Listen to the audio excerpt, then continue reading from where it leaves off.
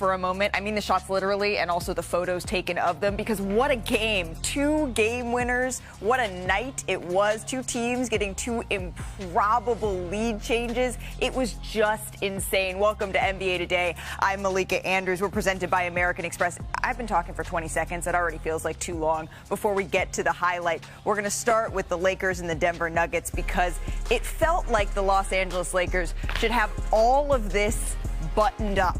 And yet, the Denver Nuggets showed why they are the reigning champs. Sinead Gumake, help me break this down, because in the first quarter, LeBron James, he just turned back the clock. We've seen this before. My goodness, when he's taking charges in the playoffs, when he is getting blocks like this is a guy, we know how he closed, but this is how it started with LeBron James setting the tone. LeBron James set the tone, but Anthony Davis also huge in the first half. LeBron James somehow, someway gets the and one. Is that the definition right there of a friendly roll? I don't see a roll more friendlier. Let me see your Tootsie Roll. LeBron James letting the people know. Let's go ahead here to the third quarter. Anthony Davis, we mentioned it, 32 points, 14 of 18 from the field, 10 rebounds through 3 quarters in this one.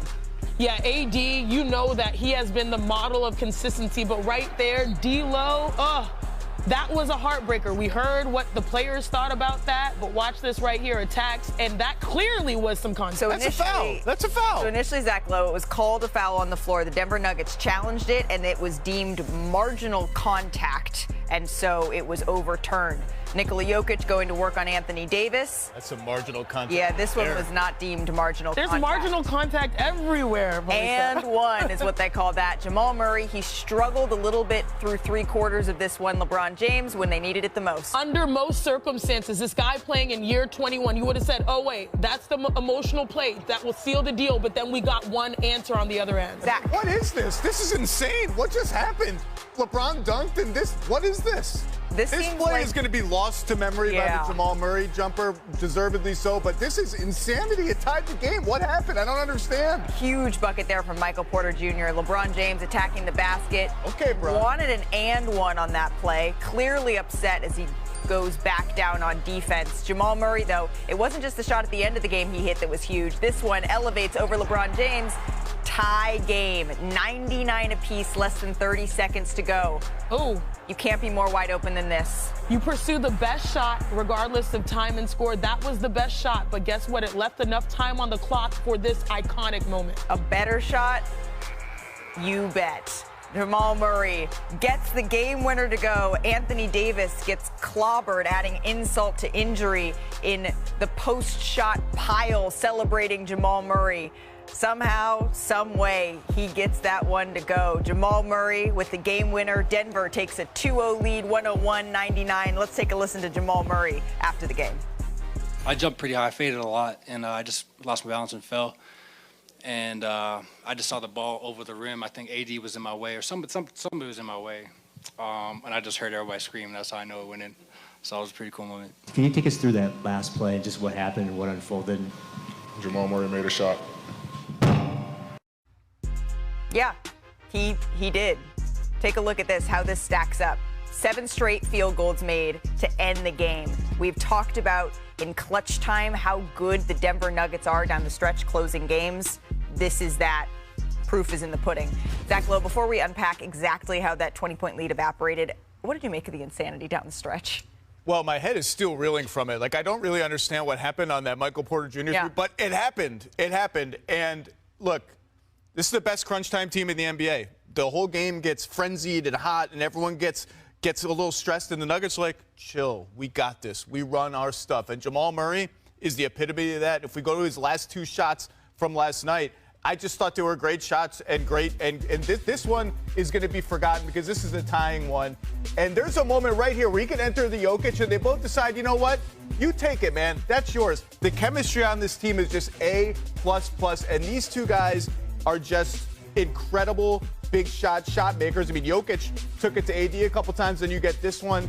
They make the shots that you're supposed to give up. From the mid-range, leaners, floaters. They're just absolutely incredible, and no one has found an answer to their two-man game down the stretch of games. You know, it was supposed to be the three of us hanging today, right? And then last night, get a late text from Kendrick Perkins. We see what he put on Twitter. He said, I had some things to get off my chest. You weren't even supposed to be on the show, but here you are. So I'm just going to say, you know what, Perk? The floor is yours. Well, I didn't know I wasn't supposed to be on the show, but here we are, okay? And I've been searching, I've been looking all day long, watching all the shows and wondering, when was somebody going to address the elephant in the room? Everybody wanted to talk about, was this a foul? Was that a foul? What's wrong with the replay system? The officials was horrible. We get all that. The fact of the matter is that the Lakers had a 20-point lead, a 20-point lead. The fact of the matter is that they held the Denver Nuggets to 44% shooting, 23% from the three-point range, and held them to 101 points. Now, let's address the problem. The problem is that Anthony Davis was in his bag last night. From the middle of the second quarter is the reason they took off was because of AD. He was 14 for 19 from the field. He finished with 32 points. Today, we supposed to come on television talking about AD moment in a good way, not AD moment in a bad way with him getting a game winner hit over the top of him. So I'm looking at Darvin Ham, and I'm looking at LeBron James, and I'm wondering, why did Anthony Davis only take one shot in the fourth quarter? Why don't y'all allow this man to be great? He should have finished this game with at least 50 points, at least 25 field goal attempts. LeBron James keep talking about, oh yeah, AD, well, I'm going to give you the keys to this car. Well, he has, but AD's still sitting in the passenger seat. He can't drive the car sitting shotgun. So at the end of the day, they have to really let this man do what he do. AD has been phenomenal in this series offensively. Let that man go to work. If AD finished that game with 25 field goal attempts, the Lakers win that game in great fashion. I strongly believe that. The only reason that the Lakers were even in the position they were up by so much is because Anthony Davis made 14 straight field goals. That is how hot he was cooking, right? We're calling all the big guns in order to dissect all of this. Brian Windhorst with us as well. Was this a Nuggets comeback, or did the Lakers blow it, Brian? Both. And I'm going to answer Perk exactly what happened. At the 10-minute mark of the third quarter, the Lakers went up by 20 points. And by the way, all those teams that blew 20-point leads this year, the Lakers weren't one of them. They were 20-0 this season when they got up by 20. Oof. Michael Malone called timeout and very simply he didn't really have much he could do because the Lakers were just attacking Nikola Jokic with Anthony Davis in the pick and roll. He made a very simple adjustment that basically changed this game. It was not a foul call in the third quarter. It was not the replay center. It was not a missed call in the last minute. It was this change that happened. He simply put Aaron Gordon on Anthony Davis and took Nikola Jokic off of him. And the Lakers did not respond to that. Jokic was on Rui Hachimura. The Lakers lost their vision and their game plan. They basically stopped running clean offense for a long time after that and opened the door for the Nuggets to chip away. You saw it earlier with that graphic. Look at the whole team. It was 68-48 when Michael Malone called that timeout. Yep. It was 10 minutes to go in the third quarter. The Lakers ended with 99 points. It's very simple math. You don't need analysis. In the first 26 minutes of the game, they scored 68 points with Anthony Davis being guarded by Jokic, riding that pick and roll. In the last 22 minutes, they scored 31 points. AD was not involved in it at all. That is just a basic strategy maneuver. The Lakers did not handle it well, and that is the reason why they lost this game. You can look at individual moments. You can look at individual things. You can complain about calls. That strategy move changed everything. That's why the Nuggets are up 2-0 in the series. Wendy, you said something that is so important, so crucial. You said that the Lakers lost their vision. And what I'm thinking about is the dangers of stargazing. Because in the fourth quarter, we had two tremendous stars, LeBron James and Nikola Jokic. LeBron James, prior to the fourth quarter, had 12 assists, but he was being the star. We all felt like we were witnessing one of those iconic moments that adds to the resume of him being the greatest of all time. He scored 12 points, but he did have 0 assists. Now, Jokic, he generated 15 points scoring or assisting versus LeBron's 12. Now, it's not just on LeBron. His teammates, and there's going to be a graphic that you'll see very soon, only scored 8 points. So they only had 20 over the fourth, even though LeBron was a result of 12 of those. Now look at Jokic. He scored or assisted on 15. The rest of his team had 17. You're looking at a team that has been searching, as Perk mentioned, for AD to be the next consistency. But then maybe it's coaching that needs to demand he gets the ball. Yeah. Austin Reeves, Rui Hachimura stepping up. Those are important because if you look at all the games, even the Knicks, you're getting key pieces, whether it's hustle plays from rebounds or scoring from everyone in totality. The Nuggets have that on top of their star. Unfortunately, it looked like the Lakers were watching their star down the stretch, and that's what really hurt them. Stargazing. You said it. I think the Lakers got a little distracted by the adjustment that Brian talked about. They said, oh, where's Nikola? Nikola's on Rui. I'll go, Michael Porter, we also want to attack him. He's over there. Let's get Rui in the pick and roll. AD, you go over there. You have Aaron Gordon on you. You go over there. We're going to go away from you. And by the way, it's a tribute to Aaron Gordon, who is a tank defensively and can guard everybody. I think the Nuggets would have been fine with the Lakers throwing the ball to AD against Aaron Gordon. The other guy who needs to get shouted out, this adjustment doesn't work if KCP can't go and guard LeBron James, because that's the other puzzle piece that gets moved around. And he held his own. LeBron bullied him a couple times, got an and one, but he stripped LeBron, stood him up on a couple of possessions. And Jokic, it doesn't need to be said over and over. He's the best player in the world. And what he did down the stretch to AD was obscene. He's another triple-double, just ho-hum, and Jamal Murray makes a shot. Jokic is the best player in the world, and just, there's no answer right now. No one has an answer. No, and as you can imagine, this does not happen very often, that you see these sort of comebacks that are able to come to fruition. But the Lakers have actually, they've been on the other side of this one as well. Let's take a little trip back down memory lane. In 2002. Welcome back to NBA Today, presented by American Express. Woo, we had some madness in Madison Square Garden last night, so let's get ready to rumble, or something like that. Joel Embiid and the 76ers looking to even the series against Jalen Brunson and the New York Knicks. Philadelphia, we're picking this up late, up 5 in the final 40 seconds of the game. Dante DiVincenzo kicks it out to Jalen Brunson, relocates, elevates for the three. Confidence. Boing! That's how big. the ball went down. Yeah. Boing. Joel Embiid has seen too many roles go against his team. What's happening? So there was a question as to whether or not a jersey was held on this play, but watch Isaiah Hartenstein here. Jersey held or not, if the Philadelphia 76ers had been able to secure the rebound, that wouldn't have happened. Look, you have two guys that are playing with the ultimate confidence, knocking down shots. And then on top of it, it was the hustle. That's the definition of New York basketball. I mean, making extra plays, yes, timeout could have been called, but still, we got a basketball miracle. Dante DiVincenzo somehow, some way hits the clutch three. Nick Nurse, though, he had some thoughts on trying to call a timeout, and Joel Embiid on the refereeing. We don't get it in quick. I call timeout. Referee looked right at me, ignored me. Went into Tyrese, I called timeout again.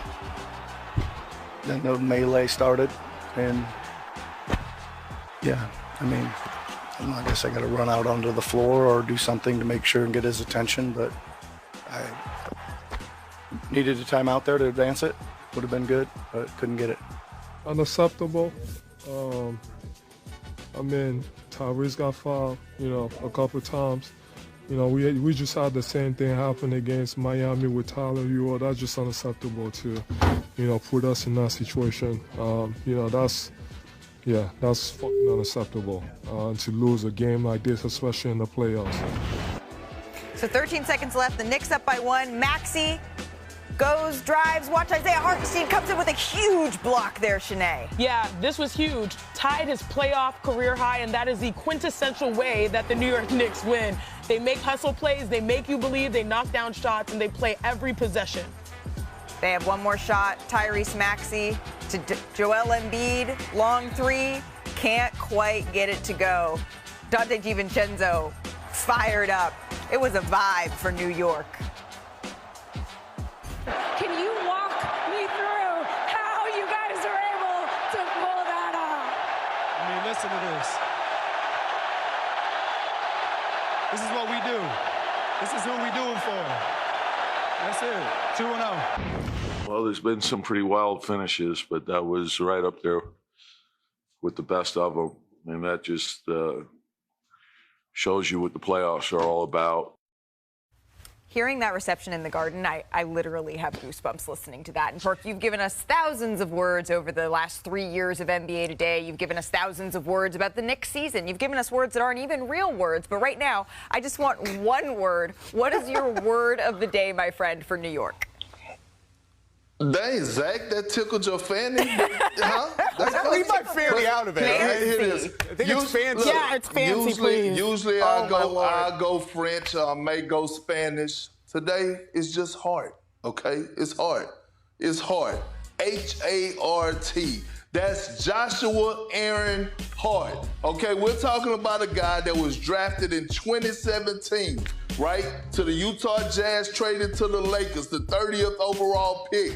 We're talking about a guy that won a national championship in 2016 with Villanova, who has been the best player for the New York Knicks because Jalen Brunson has been struggling. Right now, he's averaging right around 21 points a game.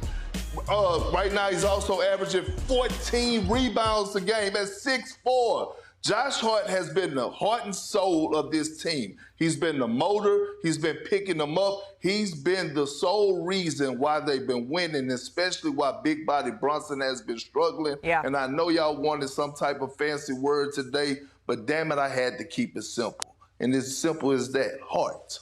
Josh Hart, you know what Josh Hart is? He's a freaking basketball player. The guy does a little bit of everything, and he does it well. And the one thing he does better than almost anyone in the league who's not Giannis and LeBron is race the ball up the court. And sometimes it looks reckless. Like, Josh Hart, it's a 3-on-4. What are you doing, man? Slow down. But there's value in it. And this was a play from last night.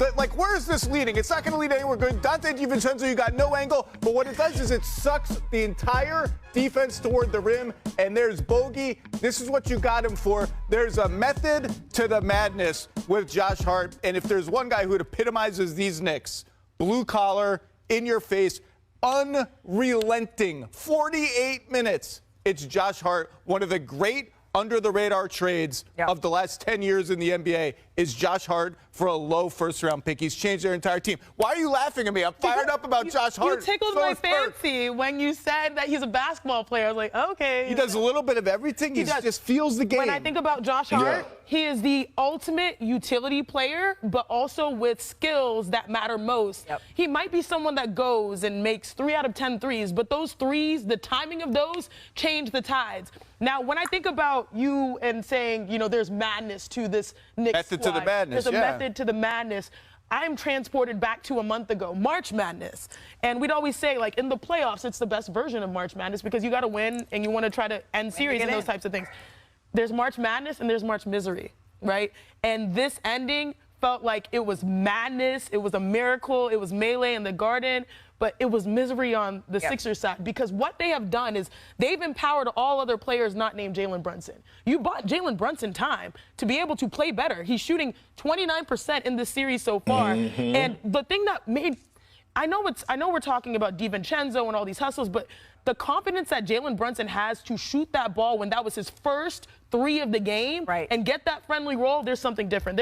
There's a method to the madness, but it's also a miracle happening in real time in the Garden. It feels like the story of this series thus far has been the unsung heroes of the New York Knicks versus the 2 stars of the Philadelphia 76ers. And somehow, some way, the unsung heroes of the New York Knicks right now, they are winning. And we don't see this happen very often at all. The Knicks, right, they're just the 4th team to pull out a win like this. Down 5 in the last 30 seconds. Jamal Murray played the supervillain role last night, at least for Lakers fans. His epic buzzer beater over Anthony Davis gave the Nuggets a commanding 2-0 lead in the series. Murray had 20 points. 14 of them came in the 4th quarter when it mattered the most. This was Denver's 10th straight win over the Los Angeles Lakers. Yeah. And Murray's shot, it capped off a 20-point comeback run. Denver's largest postseason comeback over the last 25 years. They were previously 0-27 in those scenarios prior to this game, too. As for the Lakers, LeBron James, he was focusing his frustrations on the overturned foul call from the 3rd quarter after the game. I don't understand what's going on in the replay center, to be honest. I think I said it this year or last year, whatever. D'Lo clearly gets hit in the face on a drive. What the do we have a replay center if this is going to go? It doesn't make sense to me. It makes no sense to me. It bothers me. Sorry I didn't answer your question, but that is like Okay, so I actually understand. I did not think that it was the right call to overturn that foul on D'Angelo Russell, but that wasn't the thing that made the Denver Nuggets come back from down 20. This felt to me like the game the Lakers had in their hands, and they let it slip through their grasp. Brian Windhorst, did it feel like this was the last grasp for the Lakers? I mean, obviously they played really well. They played 26 of their best minutes of the season, probably the 26 best minutes they played against Denver in the last 2 years. Yeah. And it didn't lead to a win, and that's very deflating, especially when you could have taken home court advantage. But, I mean, they're fighting the good fight. They are not the better team. The Nuggets are the better team. That's been established very clearly here. We do see upsets with teams that are lesser than rising up, and you need to win a road game. That's still technically on the table. But I'm just going to tell you that in LeBron's career, he's 15-1 in first-round series. He knows exactly what it means to be the best player on the better team, with teams coming in there, not getting it done and blaming the officials. He has been on the other side of that literally dozens of times. They are fighting against reality. I respect it, but it's reality. Perk, you FaceTimed me in the middle of all of this last night because you were so adamant that LeBron James, you weren't sure that he was right about this. Can you tell us a little bit more?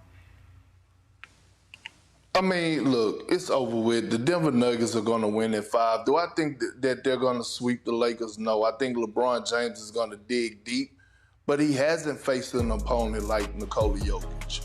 We're talking about arguably the best center to ever play the game of basketball, the most skilled center to play the game of basketball. And when you lose like this, the way that they did last night, being up 20 in game 2, being up 12 in game 1, all of a sudden, and you're watching this starting 5 walk them down like they're at a track meet, it becomes discouraging. So when you walk back into the Crypto.com arena, what are you going to say to a team, or what can you do in the locker room to say, let's get up, we got these guys, when they didn't beat you 10 times straight?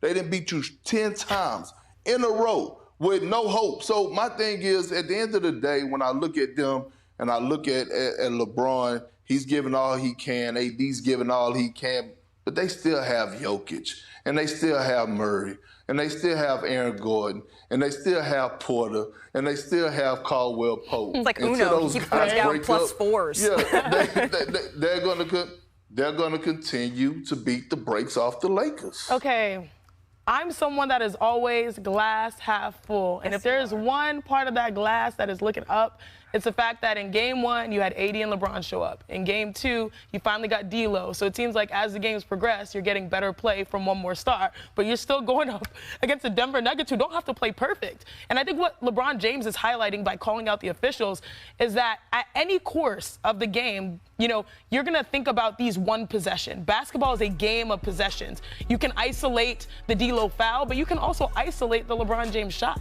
right? Like, there's certain circumstances that you can be mad about. KCP fell, LeBron shot the ball, and we see it right here. He was on a heater before this. The closest defender was 14 feet away. Look, without his prior shots, that miss, like, I'm glad that he took it, right? But at the end of the day, this was the possession. The thing that's wild is that the Denver Nuggets in this game led for 44 seconds. 44 seconds. 44 seconds that mattered. That's all that mattered. And I think what LeBron James is saying, if we're going to come down to a game winner, we need to do our best on every possession leading up to that. And that's not a theme that is unique to the Lakers. We saw what happened with the Knicks. But in circumstances, there were, you know, we all say the basketball gods. LeBron could have made that shot. AD could have got that stop. There were certain things that just bounced towards the Nuggets down the stretch, the same way things bounce towards the Knicks. And it's just, you got to go on to the next game. Okay, first of all, it was a foul. Second of all, the Lakers have had the biggest free throw differential in the history of the NBA for the last 2 years running. Third of all, if that's a thing, I think we need to arrange LeBron to have an internship at the Replay Center for like a week in the summer. Let's see how it all works. Get in there, get your hands on it. You try to do it too. And look, the margin for error for the Lakers in this series, the margin for bad luck, the margin for anything is 0. Yep. 10 times in a row they have lost to this team. They just cannot afford a loss like last night. and they're actually playing pretty well. They forced the Nuggets to adjust. Yeah. They hit the Nuggets, and the Nuggets had to change their whole defensive game plan because the Lakers were playing so well. I just don't know what else they're supposed to do. They're outgunned. They made the conference finals last year. That's a successful season. They're just in a bad matchup. The Nuggets are going to win this series, and there's just nothing they can do about it. I don't know how to put it any more succinctly than that. The crazy thing about last night, though, is that I truly thought that nothing could outdo the finish of the first game that we had between the Philadelphia 76ers and the New York Knicks. Because remember, Philadelphia led by 5 with less than 40 seconds to go in this game. And then everything went the New York Knicks way down the stretch. They played that tough brand of basketball we've seen all season. Dante DiVincenzo hitting that huge 3. Here's what Joel Embiid made of the finish of the game. We should be 2-0, so, we're good. We're going to win this series. We're going to win this. We know what we got to fix. We did a better job today, so we're going to fix it. But we're the better team, and we're going to keep fighting. Joel Embiid, he looked like a guy who maybe been through just a couple of gut-punching playoff losses in that moment. But he is saying the right things. Sinead, do you think that Philadelphia is headed for another early exit? You are being so kind, because I walked into watching that game thinking that if Joel Embiid and Tyrese Maxey are questionable and they don't play, this is a wrap. Like, it's a really tough circumstance. They play, and then they combine for, I believe, 69 points? They showed up. The problem is, so did the Knicks. And the problem also is, when you have home court advantage, that's where you get the benefit of the doubt. The atmosphere in the Garden was electric. I started off today talking about stargazing with LeBron James. People were stargazing with this finish, maybe the refs included, and that is very frustrating. So Philly, what they showed me is their best players still are giving gargantuan Herculean efforts, and they still fall short, even when Jalen Brunson is able to play his best version of basketball. Now, they are going back home, and we did see good play. I wouldn't write them out, but it just makes it that much harder when the circumstances in which New York won were just like the end of the scouting report, not the start of it. Right. I was actually kind of surprised at how positive the 76ers were in their comments after the game, because I thought this was an absolutely devastating loss to have a 5-point lead. By the way, Kyle Lowry missed a free throw with 27 seconds left. That's where it started this. It could have been a 6-point lead, and that's where it started to go bad. I think that's a terribly devastating loss. They seem to have optimism. I don't think it's phony. I think they do. I think it emanates from they like the matchup of Kelly Oubre on Jalen Brunson. That length on him, they seem to think it's going to last. I'm not so sure I believe that. Jalen Brunson has made a career of rising up in the playoffs and overcoming size differential in matchups. I think to be able to not take one of these 2 games with Jalen Brunson playing off is a big disappointment. Yeah. I think it's going to be very hard for them to beat the Knicks 4 out of 5. But I was impressed with their demeanor. We'll see if it matters. One thing I was watching going into this game was how Joel Embiid looked, right? He took that hard fall in game 1. He left, came back into the game. Perk, what did you see from him? Just a warrior. And, when you're watching Joel Embiid right now, the world could see that he's playing on one leg, and he's still giving people these 30 pieces. He has mastered almost to a certain extent his jump shot at the top of the three-point line. And when I just think about Joel Embiid and his IQ along with his footwork when he catch the ball, I mean, he's one of one, right? When it comes to offensive bigs, I said this time and time again, I look at Kevin Durant, and then Joel Embiid is right under him when it comes to having that versatile package, and he's still playing below the rim. Even if they lose this series, which I believe they will, I think they're going to lose it in 6. He has gained so much respect from me and others watching him play the game the way he's playing it on one leg. Embiid is incredible. He's becoming the tragic hero of the NBA, honestly, with all these playoff injuries and how these gut punch losses unfold. But Perk is right. He doesn't look healthy. And I think some of the offensive rebounds that the Knicks are getting are on him because he's just not moving well. Some of them are just, their centers are just getting around him. There's Hartenstein and like Mitchell Robinson did it a couple of times. This is not the kind of offensive rebound that Joel Embiid healthy, would normally give up. It's one thing to give up scramble offensive rebounds at random when you're in rotation. This is just big guys outmaneuvering him, a guy who normally outmaneuvers them. And that's kind of why I appreciate the optimism. Okay. It's hard for me to see this team with him in this state beating a team as relentless as the Knicks, 4-5. And I just want to say two more things. Number one, Tyrese Maxey is a star. He is all about this moment and all about this stage. What he did last night, including 3 huge buckets down the stretch while playing through an illness, was monster star stuff. And you got to go back to the trade deadline because we're talking about, Sinead talked about how the big two for Philly have shown up and the New York supporting cast is outplaying Philly's supporting cast. At the trade deadline, Joel Embiid was injured. And they made a big stink in Philly, not a big stink, but they talked about how they got all these draft picks for James Harden and they could potentially use them to reload. They ended up mostly standing pat. They made a small deal for Buddy Hield.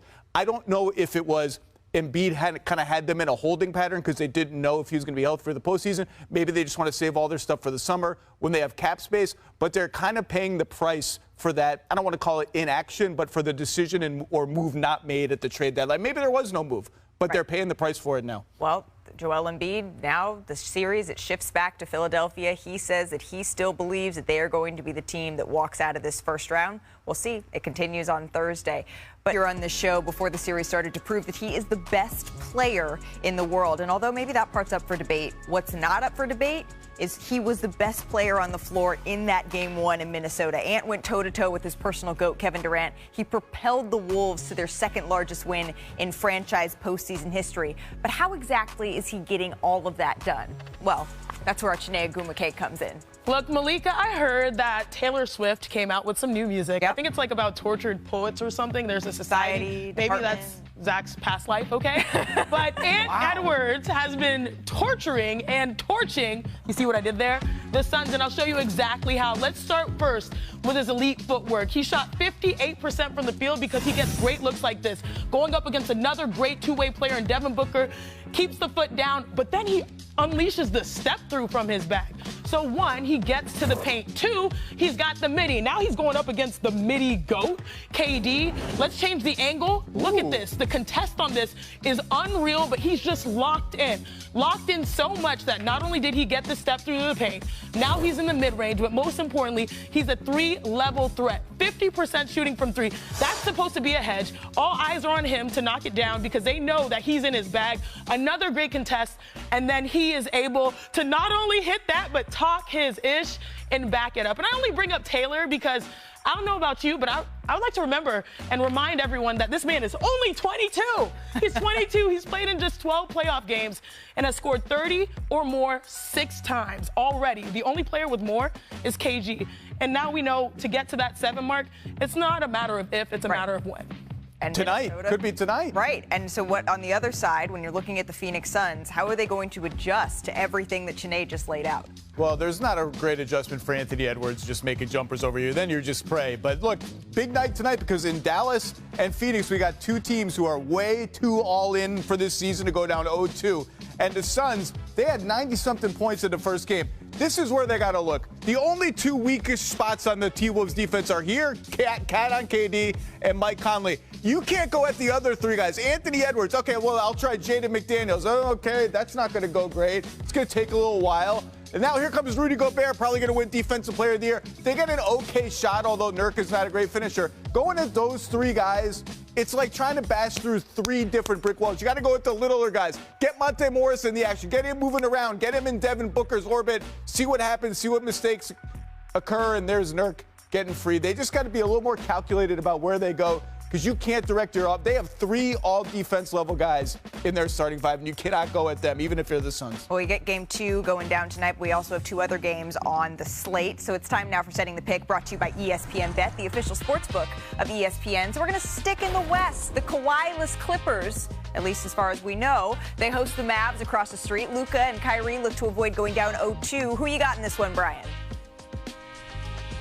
You know, the Mavs were really good in the second half of this game, and they had the worst half of their season in that first half.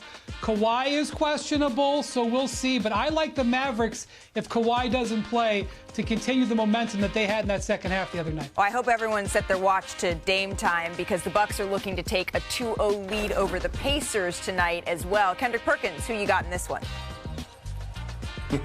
the team I picked to win the series. The guy that I'm betting on that's going to be the best player in the series, Damian Lillard and the Milwaukee Bucks. Did you see Chris Middleton, how money-making Middleton looked last game? He looks fine and dandy. He's going to continue to do him. Bobby Portis, he's going to get the crowd engaged, still going to be a walking in 20 and 10 guy as a starter. Did you see Lopez, Big Brook Lopez, anchoring?